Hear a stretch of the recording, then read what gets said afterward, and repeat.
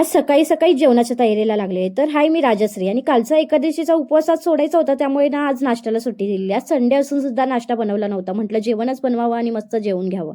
त्यामुळे जेवणाची तयारी करून घेतली आणि जेवण वगैरे करून नैवेद्य दाखवला, देवपूजा केली आणि त्यानंतर मस्त असं जेवणाचं ताट करून जेवून घेतलं. जेवणामध्ये वरण, भात, भाजी, चपाती आणि त्यासोबत शेवयाची खीरही बनवलेली.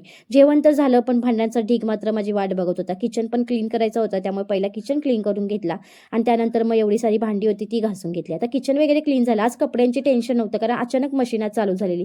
बघावं म्हटलं चालू होते का, आणि चालू झाली म्हणून मशीनला सर्व कपडे लावलेली. पण मशीनेमध्येच घोळ घातला. अर्धवट कपडे धुवून निघाली आणि मशीनच बंद पडली. मग काय, हाताने कपडे धुतली आणि वाळत घातले. तर मशीनला कपडे लावायचं कारण एवढंच होतं की ना, कपडे उन्हामध्ये सुकतच नाहीत, ऊन नसल्यामुळे.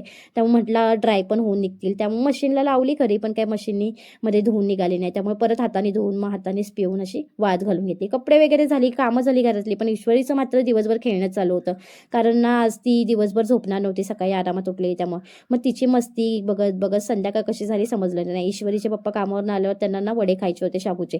कालच बनवायचे होते, पण काल काही जमलं नाही म्हणून थोडेसे शाबू ठेवलेले होते कालचेच, त्याचेच आज मस्त असे वडे बनवून घेतले. तर वडे तर गरमागरम बनवत होते आणि लगेचच तळून त्या दोघांना खायला दिले. त्यानंतर मी पण खाऊन घेतले. आता वडे खाल्ले त्यामुळे कोणाला जास्त भूक नव्हती, त्यामुळे संध्याकाळच्या जेवणामध्ये मस्त अशी गरमागरम खिचडी बनवून घेतली. चला तर भेटू पुढच्या व्हिडिओमध्ये. Bye bye.